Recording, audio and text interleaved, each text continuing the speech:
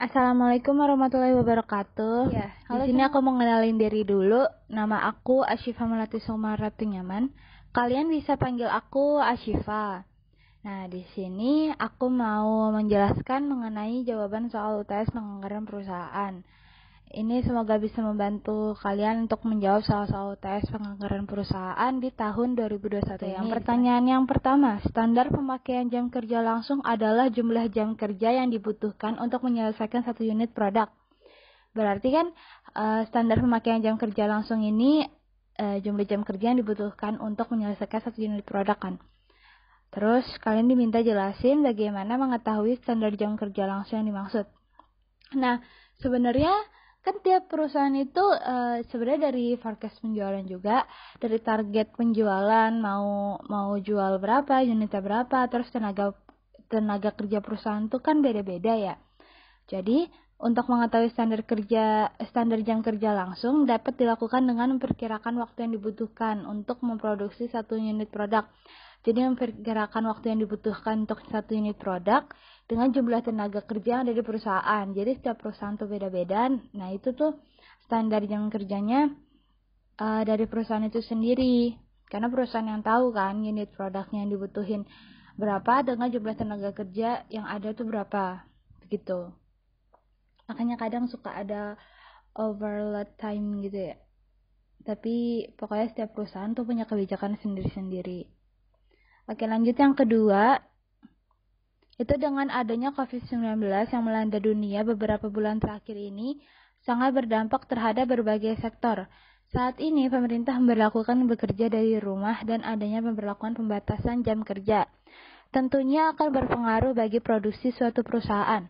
Nah, ini diminta ada 2 poin ya. Yang pertama, yang A, pengaruh COVID-19 terhadap jumlah anggaran produksi dan anggaran penjualan suatu perusahaan. Nah, sebelum kalian jawab, kalian mesti paham bahwa anggaran produksi itu berasal dari anggaran penjualan. Jadi, anggaran penjualan itu juga berasal dari permintaan penjualan. Berarti dari permintaan penjualan itu menghasilkan anggaran penjualan, lalu menghasilkan anggaran produksi. Oke, semoga nggak kecepatan ya.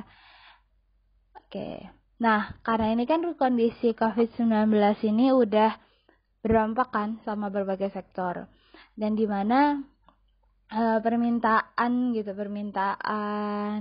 konsumen gitu beralih kan. Terus banyak yang permintaannya turun. Nah, karena permintaannya turun, otomatis target penjualan perusahaan itu turun. Ya kan, kalau target penjualan perusahaan itu turun, berarti misalkan tadinya target perusahaan itu targetnya pengen produksi 100 unit tapi berubah menjadi 70 unit atau 50 unit. Itu misal. Otomatis forecast penjualannya turun dong. Terus selain forecast penjualannya turun, si anggaran penjualannya juga pasti turun. Kenapa bisa turun begitu? Nggak cuma dari unitnya yang berkurang gitu kuantitasnya, tapi harganya juga bisa jadi turun karena kan COVID-19 ini orang pada susah ya kan. Jadi kayak perusahaan punya strategi tersendiri gitu supaya harganya tuh tidak naik, tidak melonjak. Tapi otomatis emang merugikan banyak pihak sih COVID ini. Ya pokoknya gitu. Jadi COVID ini mempengaruhi ke forecast penjualannya menurun, lalu anggaran penjualannya menurun, sehingga anggaran produksinya juga menurun. Tapi ada beberapa sektor seperti kayak bidang kesehatan, yang kayak produksi masker, hand sanitizer, itu permintaannya justru meningkat. Yang kayak produksi vitamin C. Ya makanya anggaran penjualannya juga meningkat, anggaran produksinya meningkat karena permintaan terhadap yang bidang kesehatan itu meningkat. Oke, bisa dipahami ya. Lanjut ke yang B. Di sini apakah perusahaan akan tetap menjalankan rencana anggaran produksinya dengan kondisi saat ini? Sebenarnya untuk menjalankan rencana anggaran produksi itu tuh perlu dikaji terus. Karena kita nggak bisa, karena kan kita nggak, kondisinya berubah, apalagi COVID saat ini kan. Nah, itu tidak bisa perusahaan gitu tetap menjalankan rencana anggaran produksinya yang udah jadi disesuaikan anggaran produksinya. Terus, ini soalnya nomor 3, teori. Sebenarnya kalau soal teori kan baca-baca aja gitu di materi-materi yang udah dijelasin sama dosen-dosen kalian. Tapi dari kalian sendiri juga perlu pemahaman dari diri kalian sendiri ya. Ini yang soal ketiga, kita mengenal beberapa jenis anggaran, yaitu salah satunya anggaran fleksibilitas. Di mana anggaran fleksibilitas dapat dibedakan menjadi beberapa anggaran. Nah, anggaran yang dimaksud itu apa sih? Nah, kan di anggaran fleksibilitas itu ada 2 macam. Yang pertama fixed budget sama continuous budget. Nah, fixed budget ini anggaran tetap di mana tuh disusun untuk periode waktu tertentu di mana volumenya udah direncanakan, udah tetap gitu segitu aja, mau itu pendapatannya berapa, cost-nya berapa, expense-nya berapa gitu, kayak bebannya berapa. Nah, anggaran tetap ini sebenarnya bisa dipraktekkan kalau asumsi yang dipakai perusahaan atau kayak asumsi yang dipakai perusahaan tidak berubah sama sekali. Itu dimana lingkungan gak mempengaruhi gitu. Jadi produksi segitu ya tetap untung segitu, nggak berkurang. Sementara kalau continuous budget atau anggaran continue disusun berdasarkan periode tertentu. Secara periodik dilakukan penilaian secara berkala agar asumsi yang ada sesuai dengan kondisi lingkungan saat ini. Jadi yang kalau anggaran continue ini menyesuaikan budgetnya, menyesuaikan anggarannya. Beda sama fixed budget yang udah produksinya ya disesuaikan gitu. Sementara kalau anggaran continue itu anggarannya itu disesuaikan sama kondisi yang ada. Jadi makanya perlu ditinjau kembali gitu, karena mereka melakukan penilaian secara berkala di anggaran continue, di continuous budget. Sebenarnya kalau fixed budget saat ini jarang ya, karena permintaan tuh bisa aja turun, bisa aja naik, gitu kan. Tapi biasanya sih kalau fixed budget bisa aja dipraktekannya ke kayak perusahaan-perusahaan kayak Coca-Cola, kan udah produksinya segitu aja. Nah, ini sebelum COVID ya. Tapi kalau COVID itu lebih seringnya continuous budget karena kan permintaannya langsung berubah. Karena pola hidup masyarakat juga berubah. Yang salah pertama itu perusahaan tempat Anda bekerja membutuhkan presentasi kenaikan upah standar per jam per orang secara keseluruhan untuk kebijakan tenaga kerja yang dimulai bulan ini, yaitu April tahun 2020. Ini soalnya gitu ya. Sedangkan sampai bulan Maret 2020, berarti bulan sebelumnya, masih menggunakan kebijakan lama. Berarti kebijakan itu baru diubah di bulan berikutnya, yaitu April. Nah, di sini tuh udah terlampir ya data yang tersedia sampai akhir Maret. Berarti sampai akhir Maret nih, sebelum kebijakan baru. Ya kan? Di sini ada golongan tenaga kerja, ada 1A, 1B, 1C, 2 ABC, 3 ABC. Oh ya, ini perlu kalian ketahui kalau golongan yang paling tinggi itu 3C. Jadi kalau yang paling rendah itu 1A di sini. Nah, terus di sini udah dilampirkan jumlah tenaga kerja sama upah per orang per jam. Ya kan? Nah, di sini di kebijakan perusahaan, kalian perlu notice banget ini ya, kebijakan perusahaan untuk tahun yang akan datang adalah yang poin A, itu 20% dari setiap golongan kecuali golongan 3C dinaikkan pangkatnya setingkat lebih atas dari sebelumnya.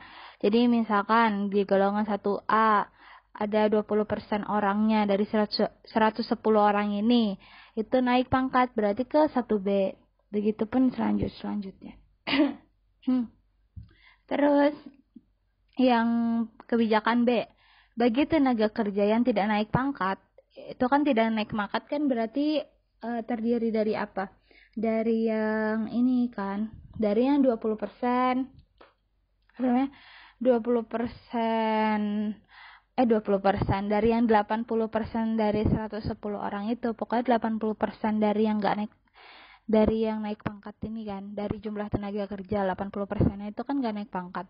Nah, berarti 80%-nya ini yang tidak naik pangkat, pokoknya ingat aja yang gak naik pangkat, itu gajinya dinaikin 20% dari gaji sebelumnya. Berarti golongan 3C yang emang udah awal 3C gitu, itu gajinya naik 20%.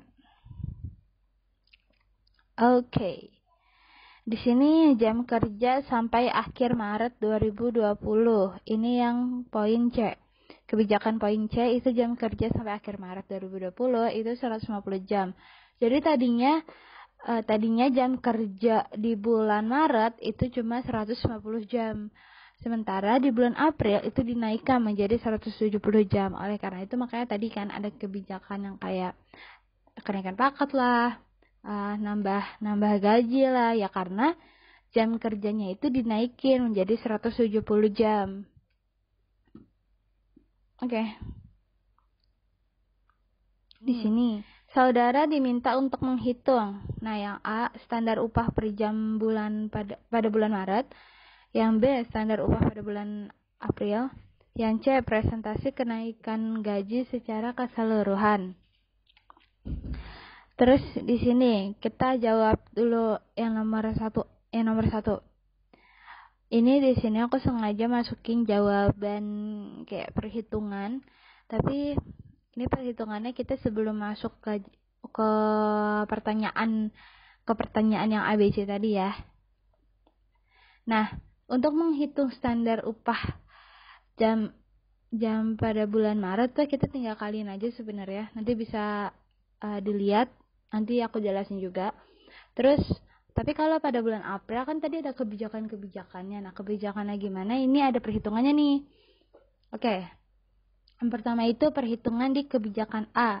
Ini aku tanda kurung, yaitu kenaikan pangkat untuk 20% tenaga kerja di bulan April. Jadi kan ada 20% tenaga kerja yang naik pangkat kan di bulan April. Nah, makanya karena naik pangkat itu kita perlu hitung. Jadi kayak yang tadinya golongan 1A ada 110 orang, sisa berapa sih? Terus yang naik pangkat gimana sih gitu. Nah, ini ada tabelnya, kalian bisa lihat. Nah, di tabel ini kita ada golongan tenaga kerja. Nah, di sini aku masukin jumlah tenaga kerja di bulan Maret sama April. Ini biar membantu untuk perhitungannya. Ini yang pertama golongan tenaga kerja 1 di yang 1A. Nah, yang warna hijau-hijau ini tuh yang kayak udah hasil hitung gitu.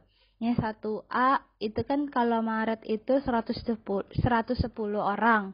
Sementara kalau di April karena 20%-nya naik pangkat berarti kan 110 jumlah tenaga kerja awal dikurangi 20% dikali 110 alias 20% dari tenaga kerja di bulan Maret pada golongan 1A. Itu berapa? Ada 22 orang. Sama dengan 88. Jadi golongan 1A di bulan April itu ada 88 orang. Lalu 22 orang ini kemana nih? 20% orang yang naik pangkat tuh kemana? Nah, kalau naik pangkat itu dia nggak ditulis, kalau di tabel nggak ditulis B pangkat ya. Nggak dipindahin ke golongan 1B, tapi kita tulisnya 1B pangkat. Di sini makanya aku pakai keterangan B pangkat itu termasuk golongan 1A yang naik pangkat. Kenapa nggak aku masukin yang 1B? Karena kalau yang 1A naik pangkat. Kalau dia naik pangkat ditambahin ke yang B langsung, berarti dia bisa naik pangkat lagi. Karena kan jadi pokoknya ingat aja, yang nggak dikasih pangkat itu berarti dia mengalami kenaikan pangkat. Berarti kita hitung yang dikurang-kurangin itu. Terus kan udah dihitung yang minus 20%. Terus yang kalau yang naik pangkat ini berarti dia berarti sisanya nih, yang misalkan nih 1A pada bulan Maret 110, pada bulan April 88. Nah, berarti yang 88 ini naik gaji kan. Berarti ini 88 ini kan artinya sisa dari yang 20% ini kan, yang nggak naik pangkat kan. Berarti 88 orang ini naik gaji sebesar 20%. Oke.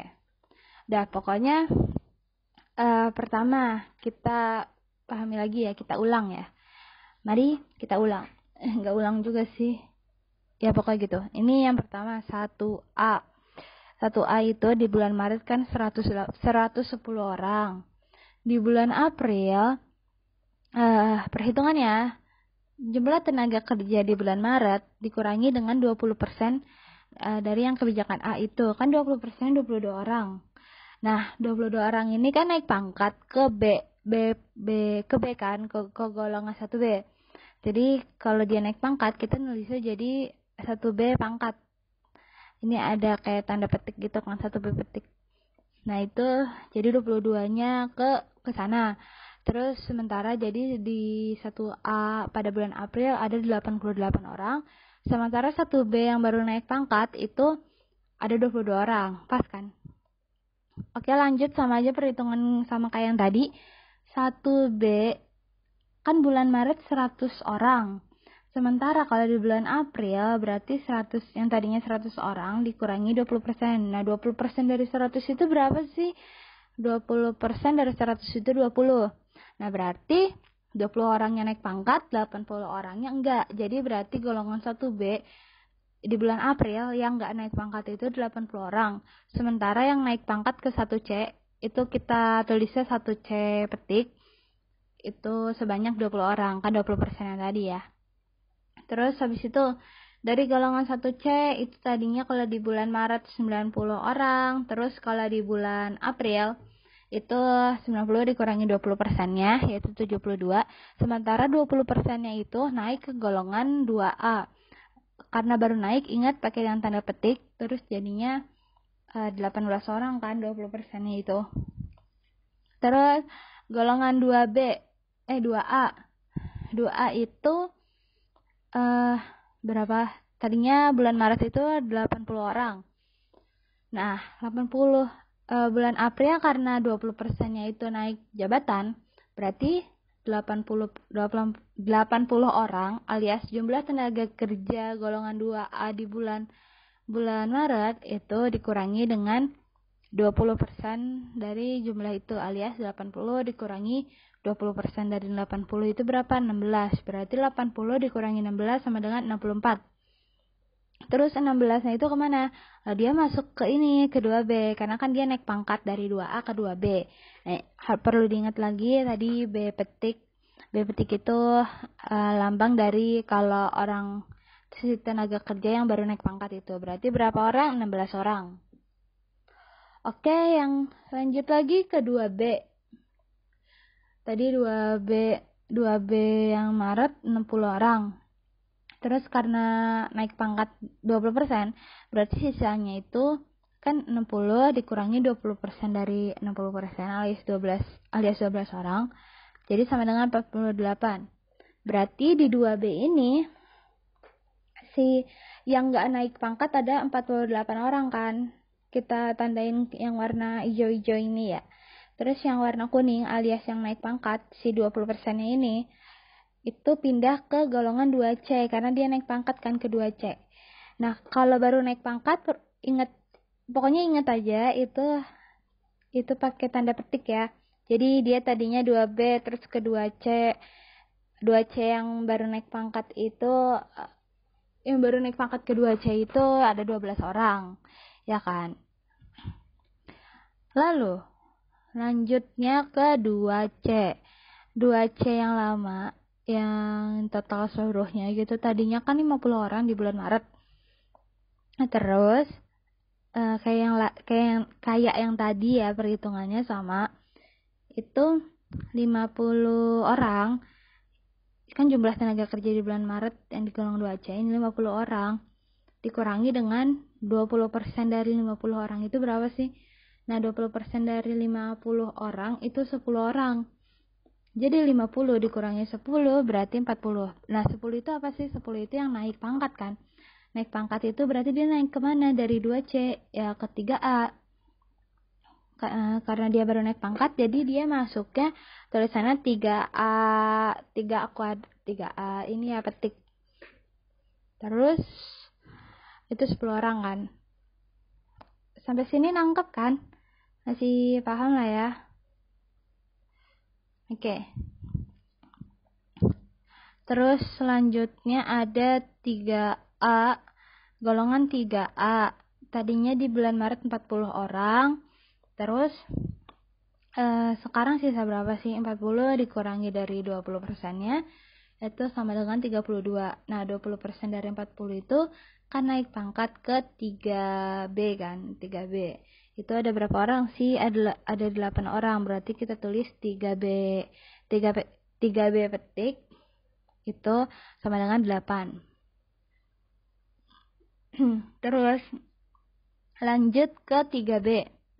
3B itu kan tadinya di bulan Maret golongan 3B itu ada 20 orang.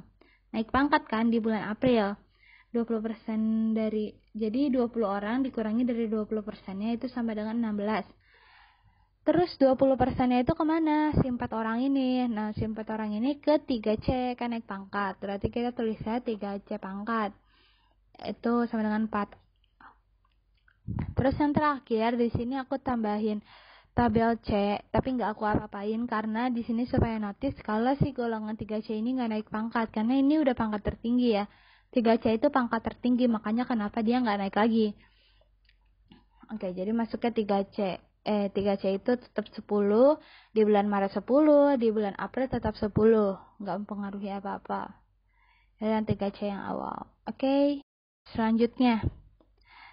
Kita bikin tabel tenaga kerja sampai dengan akhir Maret. Nah, ini tuh untuk menjawab pertanyaan yang pertama. Jadi di kasus pertama, yang soal nomor A, itu ada tingkat upah standar per jam bulan Maret. Supaya kita bisa ngitung gimana sih? Nah, tenaga kerja sampai dengan akhir Maret. Itu pakai tabel ya. Di sini ada golongan tenaga kerja, 1A, B, C, terus nomor golongan kedua ABC, 3 ABC. Ingat ya kalau misalkan di bulan Maret ini belum ada kebijakan yang 20%. Jadi jumlah tenaga kerjanya masih sama seperti yang udah ada di soal. Nah, kan jumlah tenaga kerjanya tadi ada 100, 1A 110, 1B 100, 1C 90 dan seterusnya ya kan.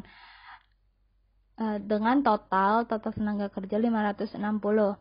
Pokoknya jumlah tenaga kerjanya tuh tiap golongan sama seperti yang di soal. 1A 110, 1B 100, 1C 90, 2A 80, 2B 60, 2C 50, 3A 40, 3B 20, dan 3C 10. Masih tetap ya, nggak berubah. Terus upah orang per jamnya juga kalian tinggal masukin aja seperti yang di soal kan. Kalau di tabel itu memudahkan gitu, apalagi kalau pakai Excel. Terus di sini ada jam kerja. Jam kerja ini per jamnya itu kan 150 ya, 150. Nah, pokoknya udah kalian masukin semua di tabel. Terus kita mengetahui nih jumlah nilainya. Jadi nilai golongan 1A itu berapa, 1B itu berapa. Nilai itu kayak yang dikeluarin perusahaan gitu untuk upah pada bulan Maret kan. Nah, totalnya ya. Nah, kita kaliin, berarti misalkan nih yang golongan 1A itu jumlah nilainya kan 100, jumlah tenaga kerja. Jadi rumus dari jumlah nilai ini, jumlah tenaga kerja dikali upah orang per jam dikali jam kerja. Bisa ditangkap ya. Jadi sebenarnya kalau untuk yang masih soal nomor A, itu bisa kalian apa sih, kalian cuma kali-kaliin yang ada di tabel yang ada di soal, terus ditambahin jam kerjanya aja. Jam kerjanya kan 150 jam. Jadi tiap golongan tuh tinggal udah kalian kali, terus tinggal dikaliin lagi sama jam kerja per jam. Oke, jadi kalau untuk keterangannya ya, golongan tenaga kerja 1A untuk jumlah tenaga kerja 110 orang dengan jam kerja per jamnya itu jam kerjanya itu 150 jam, terus upah orang per jamnya itu 110 itu, maka jumlah nilainya itu sebesar 165 juta. Dan begitu pun ke bawahnya. Ini karena udah aku bikin tabel, jadi cukup dikaliin aja ya.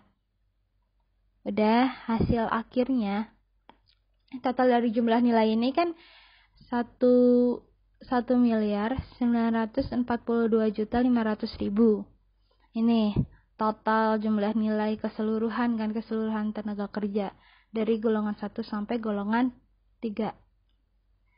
Terus untuk menjawab soal nomor A, tingkat upah standar per jam bulan Maret. Kan tadi kita udah tahu nih jumlah nilainya ya. Nah, di sini terus kita juga tahu kan jumlah tenaga kerjanya berapa. Nah, kalau untuk jam kerja itu nggak dijumlah ya, tapi yang di total tuh kenapa aku tetap nulis 150? Itu bukan berarti dijumlah, tapi karena itu keterangan bahwa seluruh karyawan kerja selama 150 jam. Itu di bulan Maret kan. Oke, balik lagi ke soalnya. Tingkat upah standar per jam pada bulan Maret. Nah, pada bulan Maret standar upahnya ini berapa sih? Rumus dari upah standar per jam itu sama dengan total jumlah nilai. Jumlah nilai kan tadi kita udah hitung ya. Dibagi dengan pakai tanda kurung jumlah tenaga kerja dikali jam kerja. Jadi sama dengan total jumlah nilainya kan tadi 1.942.500.000 itu dibagi dengan 560 tenaga kerja dikali 150 jam kerja. Nah, itu berapa sih? Nah, itu sama dengan 23.125. Oke, sampai sini paham lah ya. Terus tenaga kerja April. Sebenarnya tenaga kerja April kan karena ada beberapa kebijakan yang berubah. Jadi aku mau menjelaskan kembali gitu kan. Di sini kita masukin tabelnya sama aja kayak di ini ya, di yang Maret masukinnya sama, bentuk tabelnya sama. Cuma isinya yang beda. Oke. Kalau tenaga kerja April, ini kan udah ada kebijakan yang tadi peningkat naik pangkat lah sama yang gajinya naik. Oke. Masih ingat ya? Tadi yang naik pangkat itu ada 20% dari tiap golongan, kecuali golongan 3C. Sementara yang 80% ya, atau yang tidak naik pangkat, itu naik gajinya 20%. Oke, sampai di sini nangkep lah ya. Oke, pertama kita tulis dulu kan. Bedanya kalau di Maret kan cuma kayak yang di soal ya, 1AB, C, 2 ABC, 3 ABC. Sementara kalau tenaga kerja April, ini kalian perlu banget masukin yang 1A, terus 1B, 1B, apa sih? 1B petik. Pokoknya kalian masukin tanda petik. Yang kalian udah hitung tadi, yang tadi di awal sebelum menjawab soal A, itu kan udah kalian hitung kan? Udah dihitung. Nah, terus kita masukin ke sini, masukin ke tabel tenaga kerja April. Nah, di sini tuh ada golongan 1A, terus ada golongan 1B, 1B apa? 1B petik ingat ya, itu tuh termasuk dari golongan 1A yang baru aja naik pangkat. Nah, kenapa perlu tetap ditulis tanda petiknya sih? Kenapa gitu? Kenapa? Supaya kita bisa lihat, oh ini orang yang baru naik gaji nih, tenaga kerja yang baru naik pangkat. Ini nih yang tanda petik itu tenaga kerja yang baru naik pangkat. Berarti dia nggak perlu naik gaji. Sementara yang nggak pakai tanda petik itu naik gaji. Oke, bisa ditangkap lah ya. Terus, oke. Di sini ada 1A. 1A itu jumlah tenaga kerjanya tadi yang udah dihitung ya. Ingat ya. Yang nggak pakai tanda petik tuh warnanya hijau. Tadi perlu diingat yang di atas tadi ya. Yang di sebelumnya tadi penjelasan awal. Oke, 1A itu jumlah tenaga kerjanya itu 88 orang. 1B itu 22 orang, 1B pangkat, 1B petik itu 22 orang. Terus 1B itu 80 orang, 1C petik itu 20 orang, 1C 72, 2A petik 18 orang, 2A 64, 2B petik 16, 2B 48, 2C petik 12, 2C 40, 3A petik 10 orang. Nah, 3A 32. Terus 3B petik alias 3B yang sisa. Nah, 3B yang baru naik pangkat yang baru naik pangkat gitu. Yang baru naik pangkat ke 3B alias 3B petik itu 8 orang, terus 3B 16. Terus 3C yang baru naik pangkat ke 3C itu, atau kita tulis 3C petik itu 4 orang. Terus ada 3C yang dimana dia nggak naik pangkat karena udah pangkat paling tinggi, itu ada 10 orang. Oke, kalau misalkan perhitungannya benar, itu totalnya itu total tenaga kerjanya sama seperti di bulan Maret, ya kan? Sama dengan 560 orang. Oke. Terus di sini kita masukin jam kerja. Jam kerjanya itu ditulisnya 170 karena kebijakannya ingat ya, kebijakan di poin C. Kebijakannya itu 170 jam total untuk pekerjaan di bulan April. Jadi jam kerjanya nambah, guys. And then upah orang per jamnya gimana sih? Nah, untuk penentuannya nih ya. Kalau yang ini, yang tetap alias tidak ada tanda petik, itu upahnya naik 20%. Ingat ya, upahnya naik 20%. Jadi gini, tadinya nih kayak gini, 1A ini kan nggak ada tanda petik. 1A yang nggak ada tanda petik ini, yang nggak naik pangkat, berarti ada berapa orang? 88 orang. Nah, ini kan nggak naik pangkat ya kan? Ingat, yang baru naik pangkat itu ada tanda petiknya ya guys. Ada tanda petiknya. Sementara yang nggak naik pangkat, yang diem-diem aja gitu, yang cuma naik gaji, itu itu nggak pakai tanda petik. Oke? Nangkep ya di sini ya. Kayak di sini kalian bisa lihat 1A itu kan nggak naik pangkat. Di sini yang nggak naik pangkat itu sebanyak 88 orang, itu gajinya naik 20%. Nah, tadinya golongan 1A itu gajinya 10.000. Nah, 10.000 ini 20%-nya berapa? 2.000, jadinya 12.000. Nangkap ya di sini ya. Terus golongan 1B ini petik. Berarti kan dia golongan yang baru naik ke 1B ya. Golongan 20% dari 1A ini yang baru naik ke 1B, yang baru naik jabatan ini kan gajinya sama. Karena dia udah masuk ke 1B. Dia kan udah masuk ke 1B nih. Udah naik gitu pangkatnya ke golongan 1B. Berarti dia dapat gaji sesuai gaji 1B yang bulan Maret. Nah, 1B yang bulan Maret itu berapa sih? 15.000. Terus ya 1B biasa yang nggak naik pangkat itu tadinya gajinya 15.000 kan, 15.000. Terus karena naik gaji 20%, jadinya ditambah 3.000 jadinya 18.000. Terus 1C pangkat alias 1C petik yang baru naik jabatan itu dia dapat gaji dari gaji 1C yang bulan Maret, yaitu 20.000. Sementara 1C aja yang nggak pakai tanda petik itu kan dia nggak naik pangkat kan. Kalau dia nggak naik pangkat berarti gajinya itu nambah 20%. Dan seterusnya. Kalian bisa lihat di bawahnya gimana. Ini ya udah aku tambahin notes-nya. Ada 2 poin yang dimana yang pertama untuk yang tidak naik pangkat. Untuk yang tidak naik pangkat itu gaji naik 20% dari bulan Maret. Sementara untuk yang naik pangkat atau udah aku kasih tanda petik itu gaji tetap.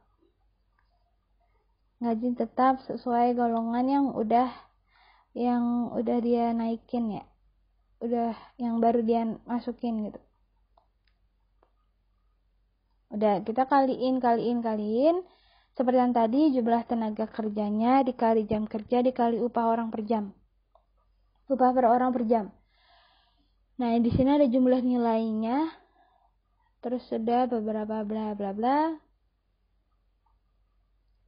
And then totalnya itu total jumlah nilai yang keluar atau yang perusahaan itu harus bayar gitu untuk tenaga kerja keseluruhan itu ada 2.650.640.640.000. Ingat ya, 2.650.000 20.640.000.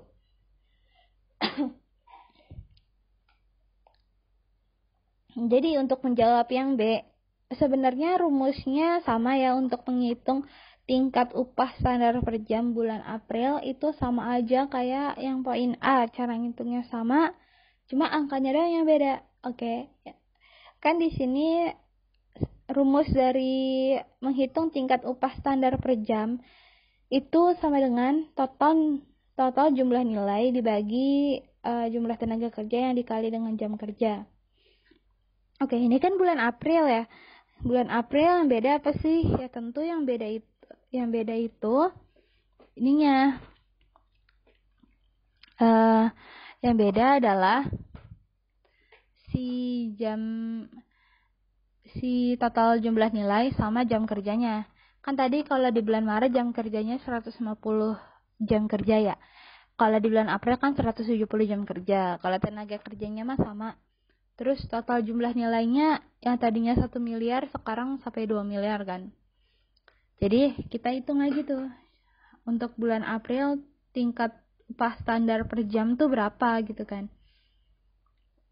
Jadi sama dengan total jumlah nilai dibagi tanda kurung jumlah tenaga kerja dikali jam kerja sama dengan 2.650.640.000 dibagi dengan 560 tenaga kerja yang dikali dengan 170 jam kerja. Nah, hasilnya itu 27.843.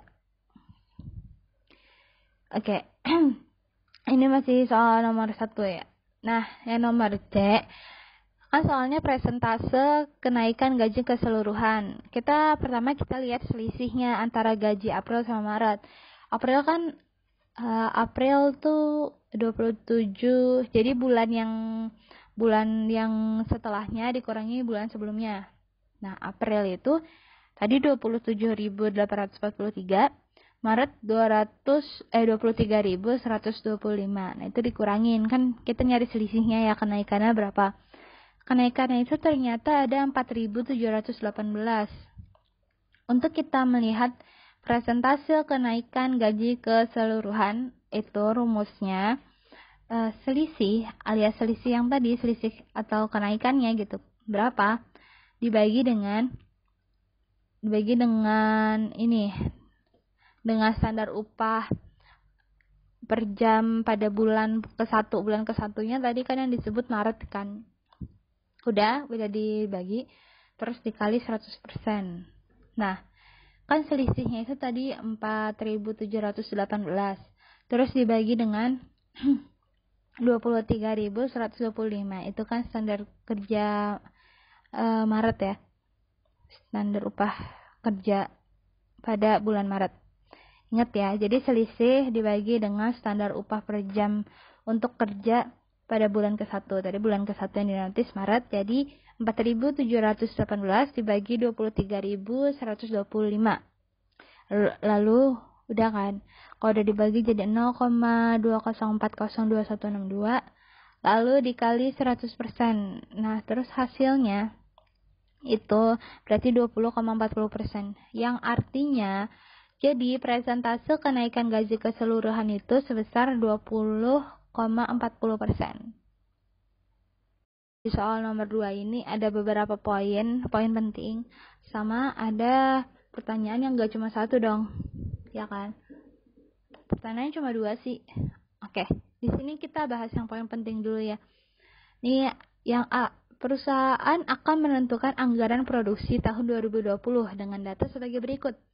Anggaran penjualan itu ada triwulan 1, 2, 3, 4. Di sini kan beda-beda. Yang dimana triwulan 1-nya di sini ada 150.000 unit, triwulan 2 140.000 unit, triwulan 3 150.000 unit, triwulan 4 140.000 unit. Ingat ya, perlu kalian ingat kalau si anggaran penjualan itu nanti bisa membentuk anggaran produksi. Ya kan? Oke. Terus di sini ada persediaan akhir, yang dimana persediaan akhir itu 110.000 unit. Terus sementara persediaan awalnya 110.500 unit. Anda diminta Yang pertama, menentukan anggaran produksi dengan kebijakan konstan. Yang kedua, menentukan anggaran produksi dengan kebijakan gelombang. Jadi sama-sama menentukan anggaran produksi. Diingat-ingat lagi ya, si anggaran penjualan yang ada di soal itu bisa untuk memperhitungkan anggaran produksi yang ada tuh berapa.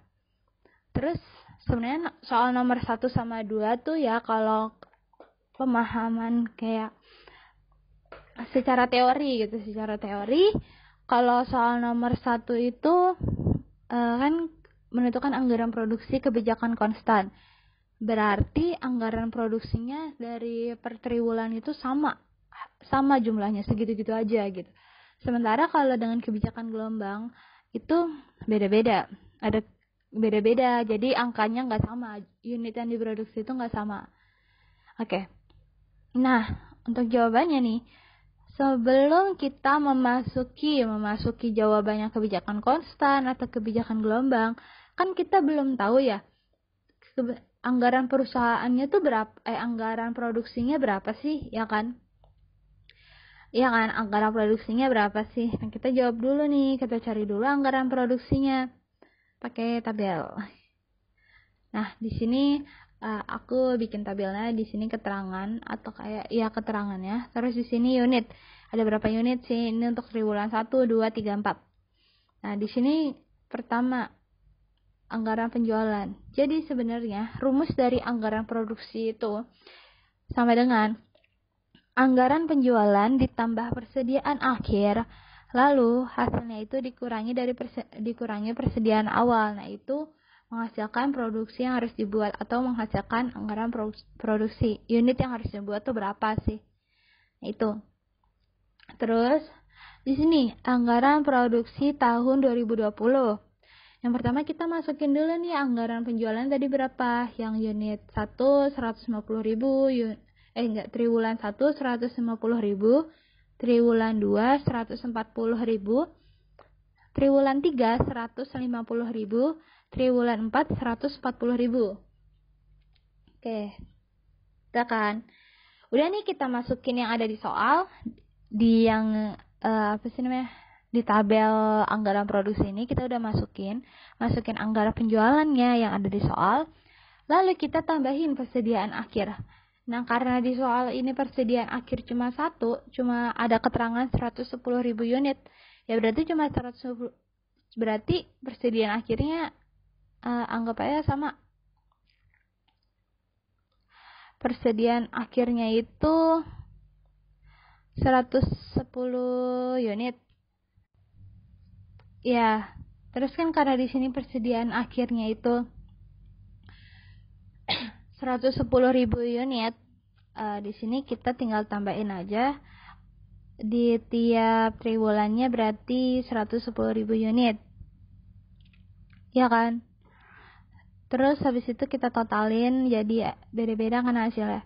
Terus dikurangi persediaan awal, karena persediaan awalnya di sini juga sama 110.500 unit. Jadi ini dikuranginya itu sama. Jadi kayak di triwulan 1 260.000 dikurangi 110.500.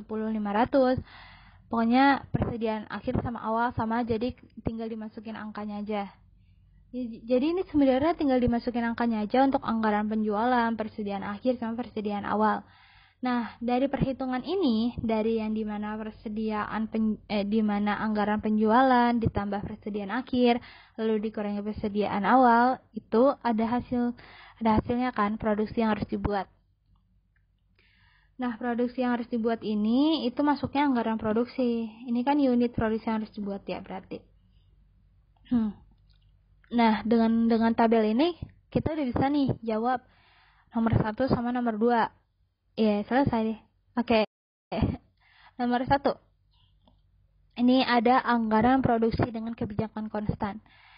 Nah, kebijakan konstan itu kan kebijakan yang dimana tiap triwulan ini memproduksi, tiap periode atau tiap triwulan ini memproduksi unit yang sama jumlahnya. Nah, karena di sini di tabel ini hasilnya beda-beda kan, ada yang 149.500, ada yang 139.500. Itu pokoknya perlu dijumlahin dulu. dijumlahin. Jadi total unit produksinya selama 4 triwulan ini ada berapa sih? Nah, selama 4 triwulan ini total produksinya ada 578.000 unit. Ya kan, totalnya. Kan ada segini. Terus maka maka supaya bisa menghitung produksi dengan metode konstan untuk tahun 2020, nah total dari unit produksi yang udah kita hitung itu 578.000 unit dibagi 4 triwulan. Kan triwulannya ada 4 ya, berarti dibagi 4. Nah, berarti itu ada berapa sih?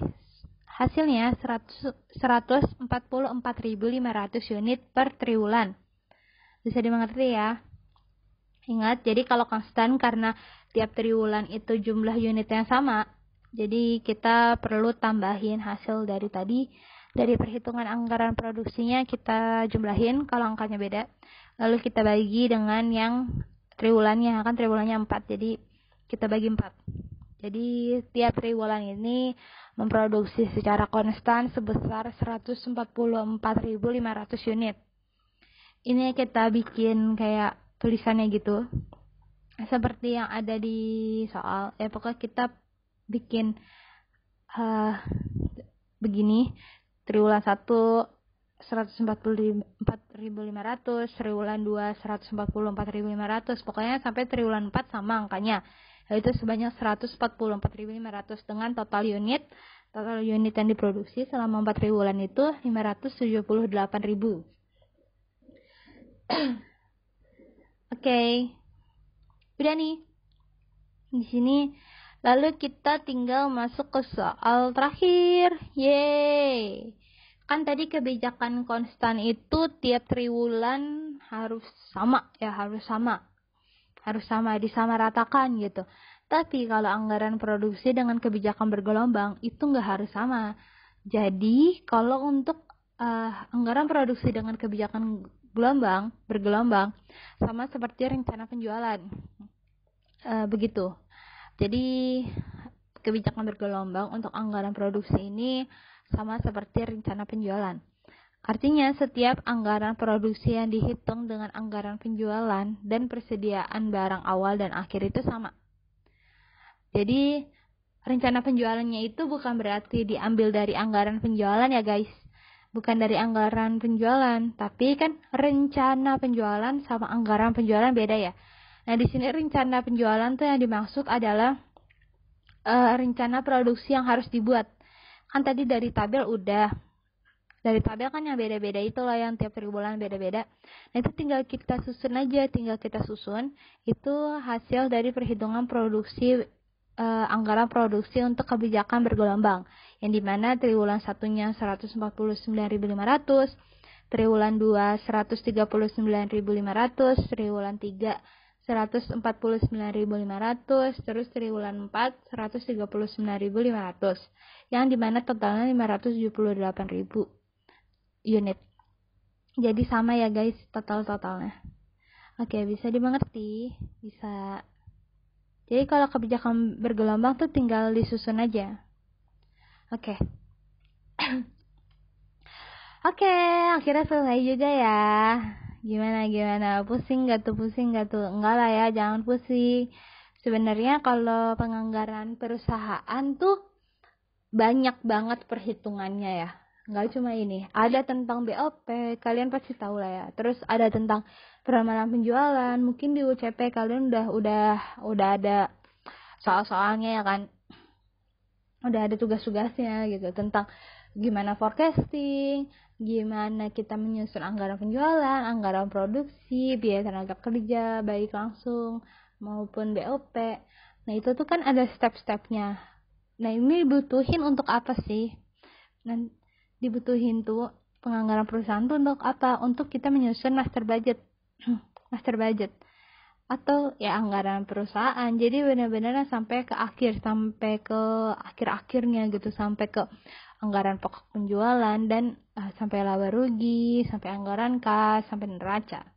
Nah, ini kalian perlu memahami dari awal, karena kalau pengen bikin usaha, bangun usaha, itu perlu memahami dari awal, dari yang forecast penjualan itu. Oke, tapi di sini cukup sekian penjelasan mengenai materi untuk persiapan UTS. Persiapan UTS ini mengenai anggaran produksi dan anggaran tenaga kerja langsung. Udah ya, cukup sekian. Kalau ada yang ditanyakan nanti bisa hubungi panitianya dulu. Oke. Sekian penjelasan dari saya. Salam kenal, salam kenal lagi. Dan semangat menjalani UTS-nya dan UCP 3 dan juga UAS. Pokoknya semangat, perjalanan kalian masih panjang, masih setengah jalan lagi, tapi kalian harus semangat karena ini untuk bekal kalian supaya kalian juga bisa lulus. Oke? Ingat, matkul itu nggak ada yang susah, tapi emang perlu dipahami. Walaupun emang sebenarnya wajar kalau kalian ngerasa pusing, wajar kalau kalian merasa nggak ngerti, karena emang nggak bukan berarti kita langsung ngerti gitu, karena nggak semua matkul kita paham, itu wajar. Jadi jangan stres, kalian nggak sendiri. Ingat, tapi kalian yang penting udah semangat untuk kerjain, nggak males-malesan, dengerin teman-teman kalian atau belajar bareng teman kalian dan ngelihat video ini, semoga bermanfaat bagi kalian. Oke. Sebelum ngerjain ujian-ujian atau tugas-tugas, jangan lupa berdoa. Tetap jaga kesehatan, jangan sampai stres, biar kalian terus sehat, apalagi katanya sekarang udah mau offline. Pokoknya sehat-sehat terus, tetap bahagia terus. Kalau stres jangan dipendam, di-share bareng teman-teman kalian. Oke. Semangat ya. Semangat UTS-nya. Sekian dari saya. Wassalamualaikum warahmatullahi wabarakatuh.